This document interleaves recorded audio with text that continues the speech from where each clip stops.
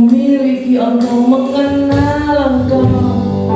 Kami sangat terkagum, kami sangat terpesona melihat segala karya-Mu yang Kau nyatakan dalam hidup kami, Tuhan. Bila ku buka mataku dan lihat wajah-Mu, ku terkagum.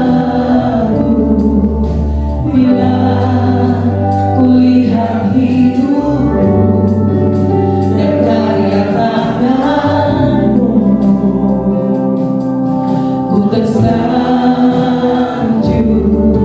karena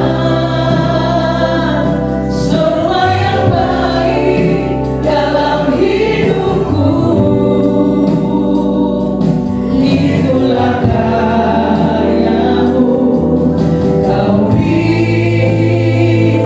kesempatan yang angkat tangan-Mu dan ku ingin mengenal-Mu, Tuhan, lebih dalam dari semua yang ku kenal. Tiada kasih tiada amin yang lebih. Mari bersyukur kepada Tuhan sebab kasih-Nya besar atas setiap kita. Haleluya. Katakan lebih sungguh. Bila ku buka mataku dan lihat wajah-Mu, oh, ku terkagum. Bila ku lihat hidupku dan karya tangan-Mu, ku tersanjung karena semua yang baik dalam hidupku, semua itu karya-Mu, Tuhan. Sungguh Engkau luar biasa, Tuhan. Engkau dahsyat. Haleluya. Dan ku ingin mengenal-Mu, Tuhan, lebih dalam dari semua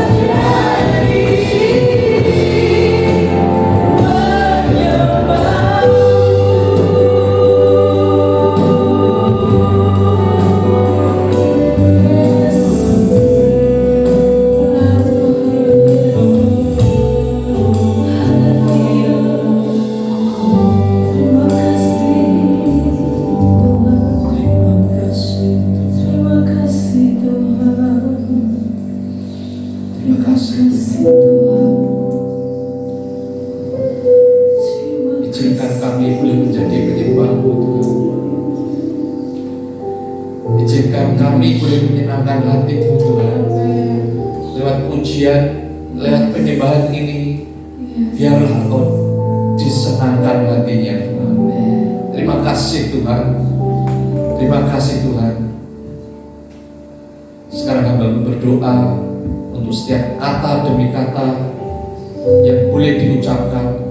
Tuhan tolong, dan kiranya Tuhan sendiri yang mengeluarkan isi hatinya.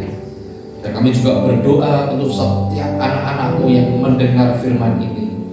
Biarkan hatinya boleh menjadi tanah yang subur, sehingga benih-benih firman boleh tumbuh di dalam kehidupannya. Terima kasih Tuhan. Di dalam nama-Mu kami berdoa dan mengucap syukur. Amin. Silakan duduk semuanya.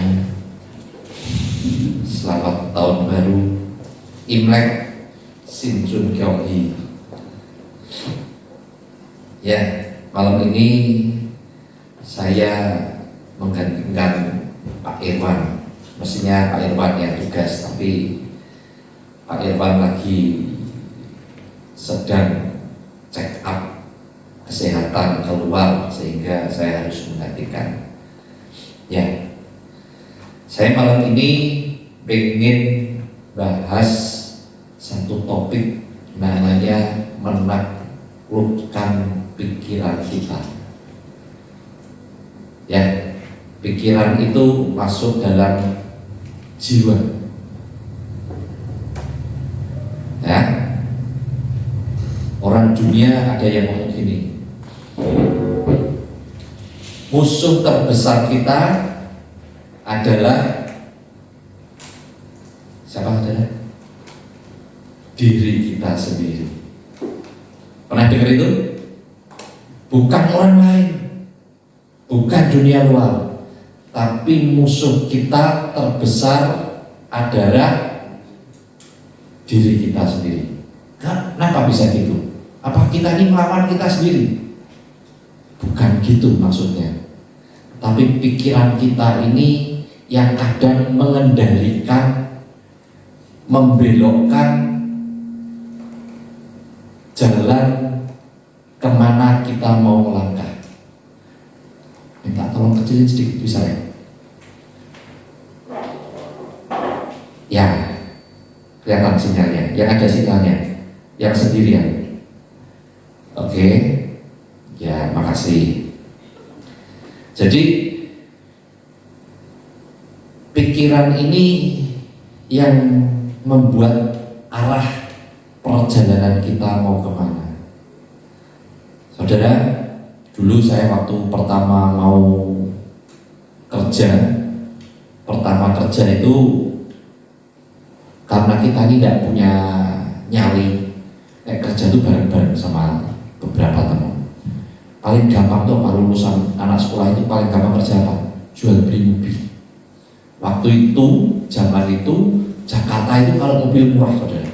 Jadi kita ke Jakarta. Sampai di Jakarta beli yang namanya pos kota. Di pos kota itu banyak sekali iklan. Kompas juga banyak sekali iklan mobil. Nah, kita mulai pilih mobil-mobil yang mau kita lihat itu kita pilih, kita bunderin, kita telepon, kita bunderin, kita telepon dulu. Saya punya satu rekan saudara. Rekan itu selalu gini. Iki iso. Wah, iki ketok elek barangnya. Wah, iki larang.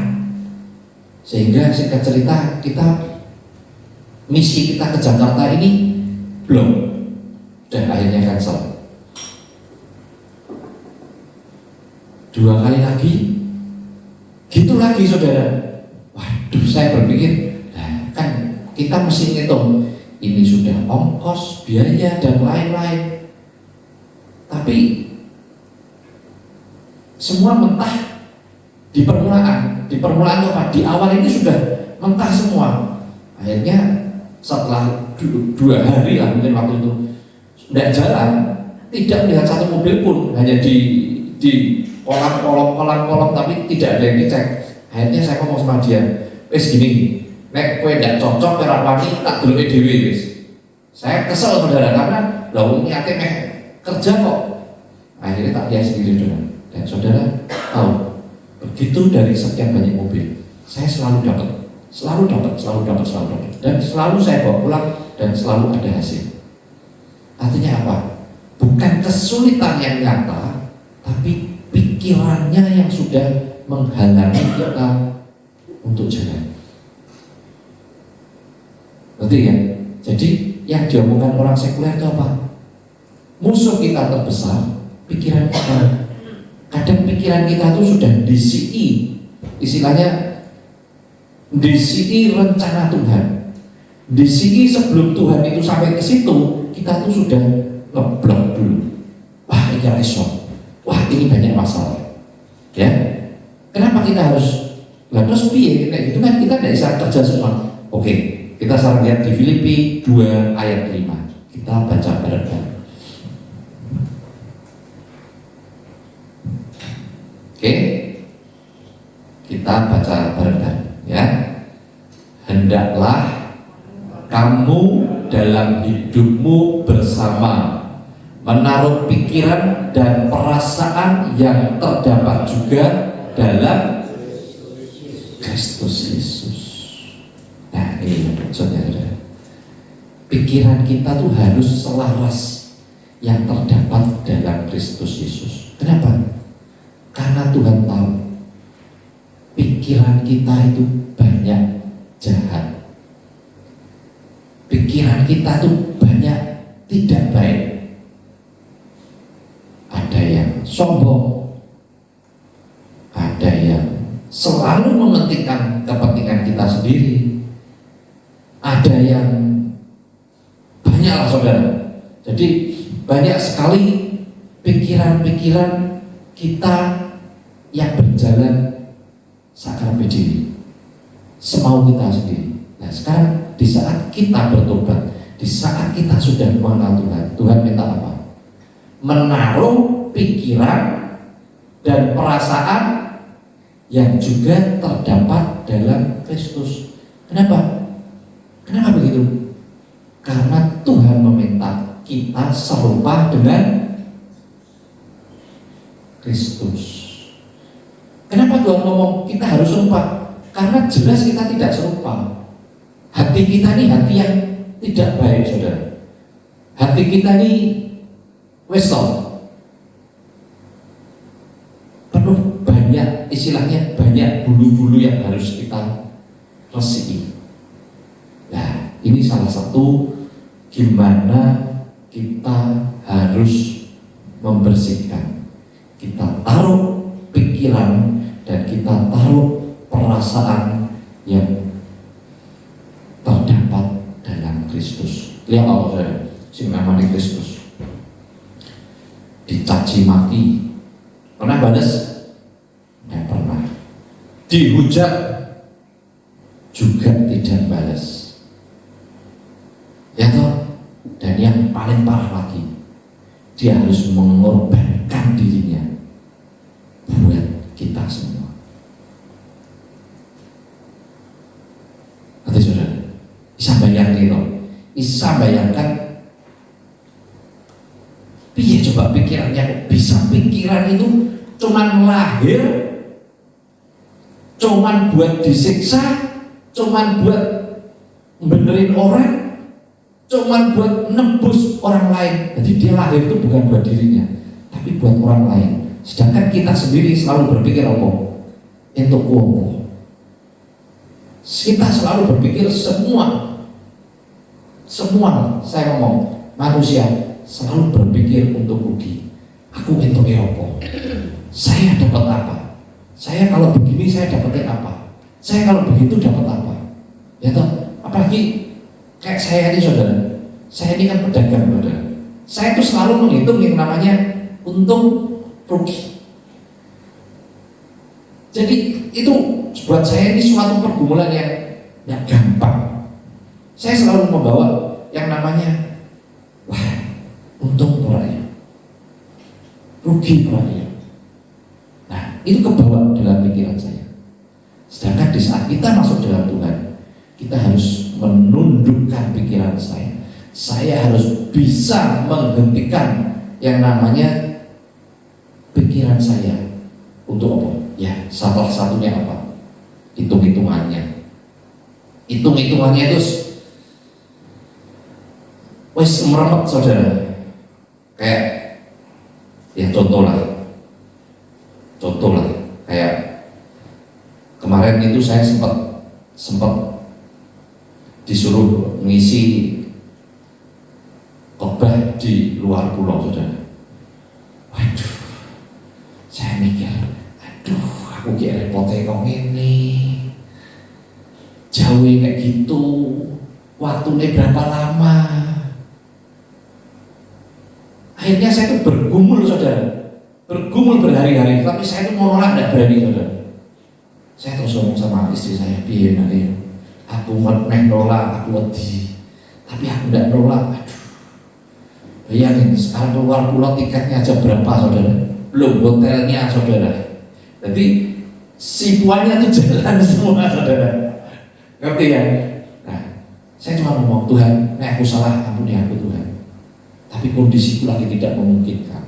Saya lagi banyak PR, lagi banyak ini, lagi sebanyak itu, banyak itu. Saya cuma seman mikir dalam hati, nanti memang Tuhan izinkan, lain waktu aku tetap melayani tempat itu, dan apa-apa. Tapi aku minta tolong, jangan sekarang. Nanti saudara, ini pikiran saya. Tapi saya tuh takut untuk mengeluarkan pikiran saya. Kenapa? Saya pengen belajar untuk menundukkan pikiran saya. Nanti ya. Ya, kita baca di Lukas 22 ayat 42. Ya, ini kenapa tadi saya ngomong harus sama seperti. Kita baca bareng-bareng. Ya Bapakku, jikalau engkau mau, ambillah cawan ini daripadaku, tetapi bukanlah kehendakku, melainkan kehendakmu lah yang terjadi. Ini dalam konteks Yesus ngomong sama Bapa. Bapakku, nanti toh. Jadi dia sudah tidak punya hak atas dirinya sendiri. Apa yang Tuhan mau terjadi, terjadilah. Nanti saudara. Jadi kita coba belajar. Kita belajar gimana sekarang untuk namanya menundukkan pikiran kita. Saya hari ini ingin ngajak teman-teman belajar sama namanya Nabi Yunus. Ada yang tidak tahu Nabi Yunus? Ya, berarti tahu semua. Ya, Nabi Yunus itu seorang nabi dari Israel. Dia lahir waktu zaman Yerobeam, saudara. Di zaman Yerobeam, zaman Samaria, kerajaan Samaria. Waktu itu Yunus mendapat firman Tuhan. Ada yang tahu firmannya apa?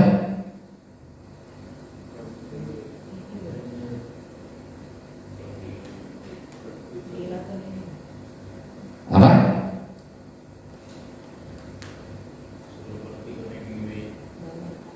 Ya, kita baca di Yunus 1 langsung.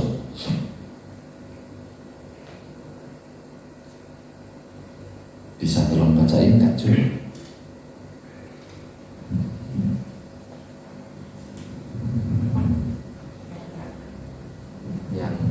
Yang perintah Tuhan berfirman itu ya. Tuhan berfirman ayat berapa? Datanglah firman Tuhan kepada Yunus bin Amittai, demikian, bangunlah, pergilah ke Niniwe, kota yang besar itu, berserulah terhadap mereka karena kejahatannya telah sampai kepadaku. Tetapi Yunus bersiap untuk melarikan diri ke Tarsis, jauh dari hadapan Tuhan. Ia pergi ke Yafo dan mendapat di sana sebuah kapal yang akan berangkat ke Tarsis. Ia berlayar, biaya perjalanannya, lalu naik kapal itu untuk berlayar bersama-sama dengan mereka ke Tarsis, jauh dari hadapan Tuhan. Oke. Tuhan itu nyuruh yang namanya Yunus, itu nyuruh ke Niniwe. Kamu pergi ke Niniwe, kamu beritakan firman ke sana. Tapi yang dia lakukan apa? Dia melenceng. Dia pergi ke tempat yang namanya Yafo, ya, lewat kota yang namanya Tarsis. Kenapa, saudara? Karena dia punya pikiran sendiri. Jelas-jelas sudah Tuhan ngomong, kowe reneo, tapi dia lakukan arah berbeda. Kenapa bisa begitu, saudara? Karena dia punya pemikiran sendiri. Ya, kalau saya berpikir begini, ini di Alkitab tidak ada. Saya berpikir begini, kenapa kok Yunus kok wong wis disuruh Tuhan tinggal ngomong aja, tinggal melakukan, kok tidak mau? Kenapa? Satu, Niniwe itu kota yang terkenal orangnya jahat. Niniwe itu juga orang kafir, non Israel, sehingga mereka tidak percaya sama Tuhan. Nah, saya berpikir begini, nah iki wong jahat, aku memberitakan firman di sana, salah sidik. Apa yang terjadi buat saya? Saya membayangkan, coba saya ini jadi Yunus ya. Jadi ini kalau saya disuruh ke tempat ini jahat dan tempat ini tidak mengenal Tuhan, tapi Tuhan harus memberitakan di tempat itu. Pikirannya ini, apa Yesus ya Tuhan? Apa mungkin gitu loh? Apalagi ini daerah jahat. Wah, semakin males lah orang jahat ini. Wis ngono nek Tuhan hukum malah. Kan begitu. Kita kan mesti berpikir gini, kalau orang baik kita selamatkan supaya dia selamat, supaya dia dapat keselamatan. Tapi ini masalahnya Niniwe ini orang jahat, orangnya jahat, sehingga si siapa Yunus pasti berpikir, ngopo ya, orang jahat kok ditulungi. Pikirannya Yunus, dia berpikir buat apa? Pikirannya Yunus, dia tidak kenal Tuhan. Dia tidak kenal Tuhan. Kok media ngomong firman Tuhan itu piye gitu loh. Ini sudah sesuatu yang tidak nalar. Buat seorang manusia ini perintah Tuhan ini tidak nalar. Berarti ya, singkat cerita, Yunus masuk kapal itu langsung diterjang badai. Ya. Nanti saudara, begitu kita tidak taat, begitu kita keluar dari firman, yang terjadi apa? Badai. Langsung kapal itu diombang-ambingkan badai. Terus diajar terus, kapal ini diajar badai. Sampai bingung semua penumpangnya. Iki sopo to sing marake? Iki kapal ini kenapa toh? Semuanya dibuang biar enteng, tetap badai. Akhirnya apa? Mereka diundi dari sekian banyak orang. Siapa yang kena undiannya? Kenalah Yunus. Siapa kamu? Dan kenapa kamu ada di sini? Apa pekerjaanmu? Akhirnya dia ngaku. Apa yang dia ngaku? Aku abdi Allah, aku orang Ibrani. Tuhan suruh saya ke sana, tapi saya ke sini.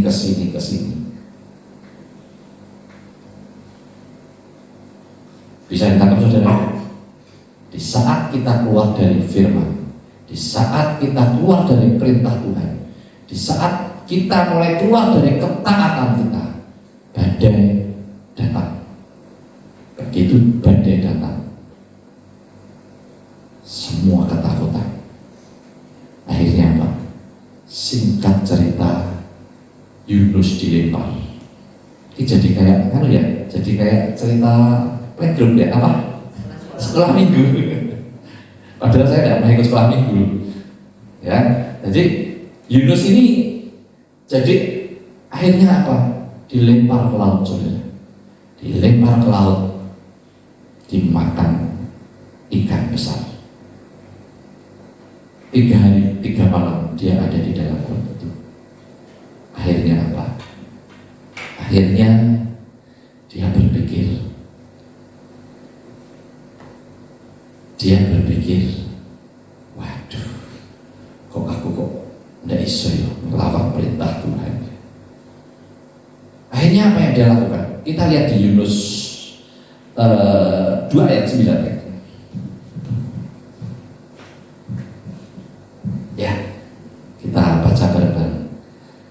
Tetapi aku dengan ucapan syukur akan ku persembahkan korban kepadamu, apa yang ku nasarkan akan ku bayar. Keselamatan adalah dari Tuhan. Oke? Ini apa? Kata-kata pertobatan dia. Kata-kata ini pertobatan. Apa sih sudah ku nasarkan akan ku bayar. Kenapa? Karena dia seorang nabi. Nabi harus memberitakan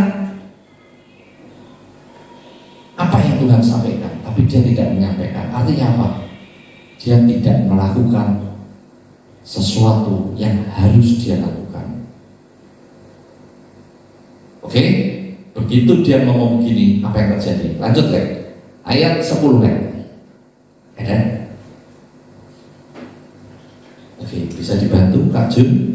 Lalu berfirmanlah Tuhan kepada ikan itu, dan ikan itu pun memuntahkan Yunus. Yes.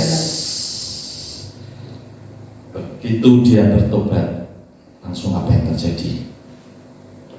Ya, ini kan bisa dibilang kalau saya ngomong ini kata-kata pertobatan dia.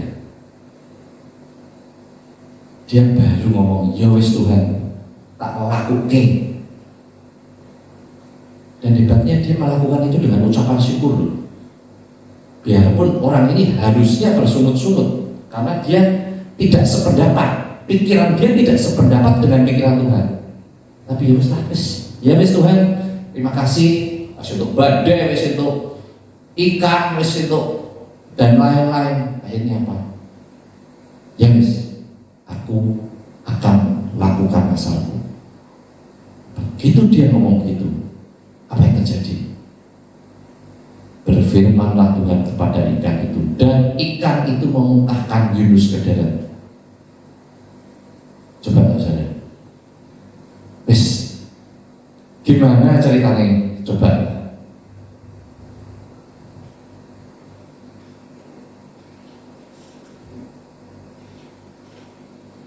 Ya, di saat kita mengucap syukur, kita ngaku kita salah, Tuhan langsung beresi. Oke, tak keluarin langsung dari tidak pakai angel. Jadi saudara, kita boleh salah, kita boleh berpikiran beda sama Tuhan.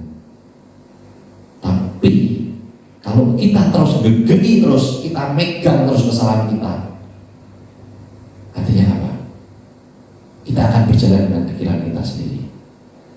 Tapi di saat kita merubah pikiran awal Yunus, seorang Yunus ini, dia merubah. Ya wis Tuhan, aku lakukan apa mau Tuhan, akan kunasarkan, akan kulakukan. Langsung ombak reda, keluar dari ikan beres, Tuhan langsung pulihkan. Tidak pakai angel tuh, saudara. Kita sama Tuhan itu tidak pakai angel, cuman apa? Kita mau ngerem pikiran kita. Yang kadang sulit itu apa? Kita isih dorong, tapi iya ngomong jahat kok, kita kudu ngijili gimana? Orang tidak kenal Tuhan kita ngijili. Padahal jumlah orang ini itu 120.000. Aku dewean, tidak pakai WL, tidak pakai singer, tidak pakai keyboard. Loh, dia mesti ngomong gitu toh. Ini ada teman-teman yang gini kan mesti ada keroyokan ya saudara. Dia harus sendirian. Bayangin saudara. Bayangin saudara. Betapa ngerinya dia. Saya bisa bayangin betapa ngerinya dia harus masuk ke satu kota yang kotanya tidak kenal Tuhan, tempat itu jahat, tapi dia harus manut apa yang Tuhan mau. Di saat dia menundukkan pikirannya, di saat dia pertobatan terjadi, langsung dia beresin, langsung dia jalan. Begitu dia jalan, khotbahnya dulu saudara, tidak pakai PowerPoint, tidak pakai slide, tidak pakai kerangka, tidak pakai apa-apa. Cuma ngomong apa? Kalian akan ditunggal balikan sama jalan itu. Dia cuma ngomong 40 hari lagi kalian akan Tuhan hukum. Tapi saudara lihat, di saat Tuhan sendiri yang nyuruh, di saat Tuhan sendiri yang bekerja, kuasa kata demi kata itu luar biasa, saudara. Apa yang terjadi? Niniwe 120.000 orang bertobat, saudara. 120.000 orang hari itu bertobat hanya karena kata-kata seorang Yunus yang jelas-jelas omongannya rasa-rasem, omongannya sudah bukan orang yang happy lah, istilahnya seperti itu seorang Yunus ini. Tapi karena dia melakukan apa yang jadi pikiran Tuhan, semua jadi dahsyat. Yang jadi masalah, kadang kita melakukan sesuatu hal itu bukan pikiran Tuhan, tapi pikiran kita. Ini yang jadi masalah. Nanti saudara, kita berpikir ini suatu pekerjaan yang mulia, ini pekerjaan yang sifatnya membantu orang. Tapi ya, di saat Tuhan tidak berkenan, di saat itu tidak seperti apa yang Tuhan pikirkan.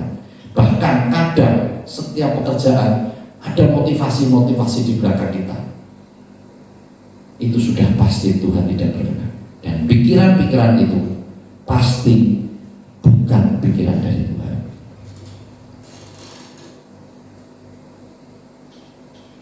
Bisa ditangkap, saudara? Terus sekarang pertanyaannya,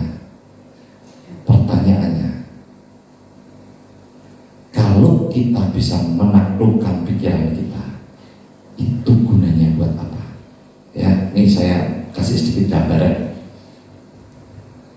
Kalau kita megangi pikiran kita terlalu kencang, ya, kebenaran Tuhan itu tidak bisa masuk. Kenapa?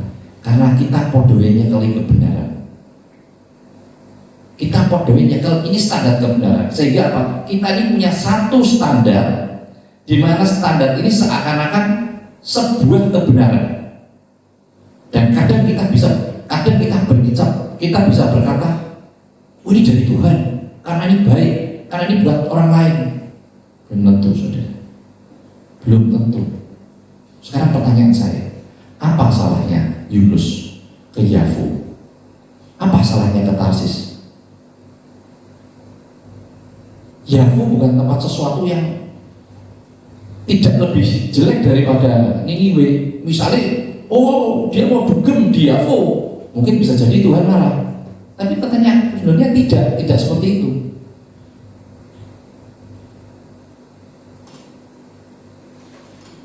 Oke, bisa ditangkap, saudara.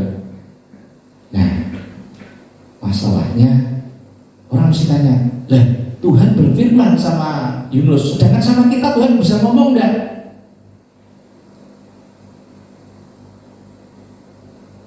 Saudara, di perjanjian baru Tuhan memberinya rohnya sama kita. Ya, jadi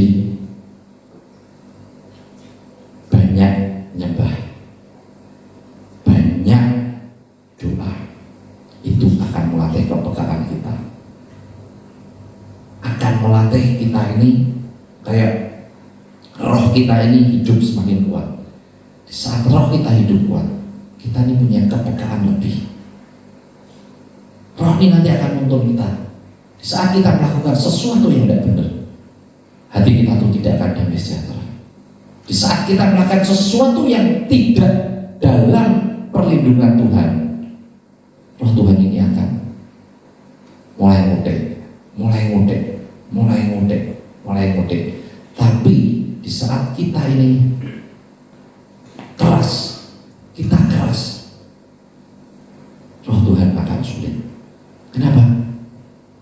Zaman Musa, hukum Tuhan ditulis di log batu. Tapi di perjanjian baru, hukum Tuhan ditulis di mana, saudara? Di hati, saudara. Nah, Kalau hati kita keras, kalau kita selalu pegangi pikiran kita, Tuhan tidak akan pernah bisa mungkin hukumnya di dalam hati kita. Hati loh. Jadi supaya Tuhan bisa bekerja apa? Lembutkan hati kita. Lembutkan hati kita. Sehingga apa? Tuhan bisa berbicara lebih lagi buat kita. Ya, jadi inilah kenapa kita harus menaklukkan pikiran kita. Karena dalam pikiran kita itu ada yang namanya kebenaran-kebenaran. Ya, saya tidak bicara lebih jauh lagi. Di belakang kebenaran ada lagi yang namanya harga diri, saudara. Terus ngomong bener, gegeri ceklan prinsip usul, itu di belakang itu sudah ada yang namanya harga diri. Ada lagi yang namanya ini usulnya si Om A, sehingga ini usul ini hebat. Nah, saudara pernah tahu tidak, saudara? Ada acara, ini acara gereja, ya, mau ngadain acara makan. Ada yang usul snacknya pakai resoles wae, yang satu snacknya pakai arem-arem wae. Gara-gara arem-arem sama apa? Resoles, soperok-perokan, saudara. Tahu apa sih artinya sebuah resoles sama artinya sebuah arem-arem? Tapi ini bisa jadi satu masalah besar di saat kita tidak bisa menaklukkan pikiran kita. Enak resoles, ulun murah, arem-arem kan sego, rasa makan awan. Loh, saudara, mau makan resoles, makan arem-arem, kalau kita benar, kita tetap masuk surga, saudara. Jangan resoles arem-arem ini buat jadi standar. Hanya karena beda pikiran, itu jadikan standar. Jangan, saudara. Saya sering melihat hal seperti ini banyak, bukan hanya di kumpulan RT, RW, kelurahan, dalam gereja pun banyak, saudara. Artinya apa? Kita belum bisa menekuk pikiran kita sendiri. Kita belum bisa menundukkan ego kita sendiri, saudara. Dan itu hanya menghalangi pertumbuhan kita. Ya, tak kira saya bicara ini cukup. Saya ajak teman-teman untuk nyembah. Dan saya mengajak semua untuk berdiri, kita nyanyi buat nyembah buat Tuhan bersamamu.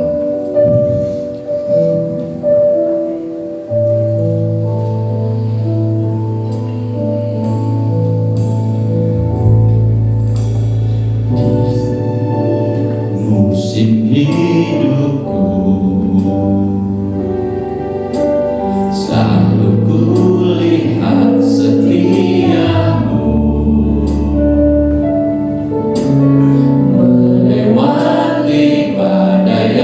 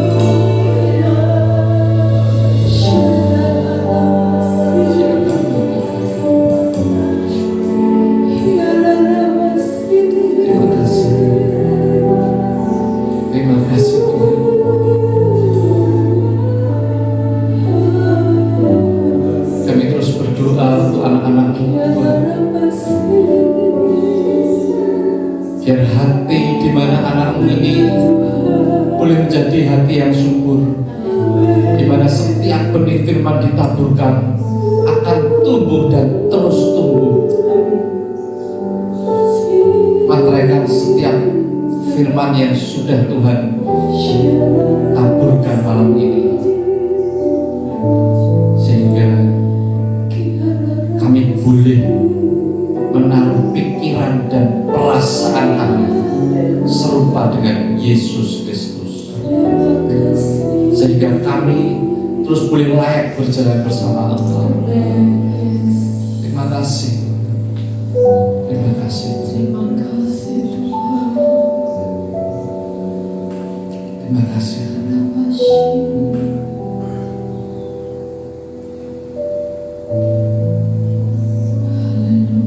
Sekarang anakmu mau berdoa untuk firman-Mu sudah diberitakan malam ini, tapi kami percaya firman ini akan terus melekat di dalam hati, terukir dalam hati yang paling dalam. Terima kasih Tuhan.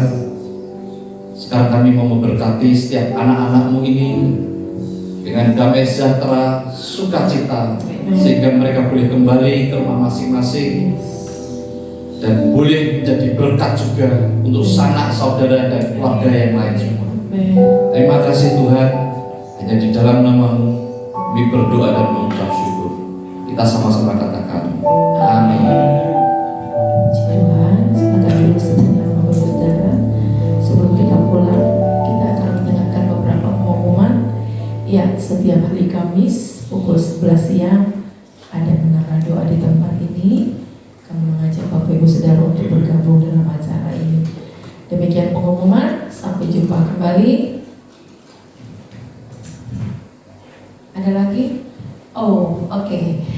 Ya, untuk ibadah hari Kamis tanggal 27 Februari pukul 6:30 ada ibadah spesial bersama Pastor Ruth Julia, ya. Tidak salah, dari Surabaya, betul? Oke. Iya, mari ajak rekan-rekan kita, ajak teman-teman, ajak saudara untuk bergabung dalam acara ini. Selamat pulang Bapak Ibu Saudara, sampai jumpa kembali minggu depan.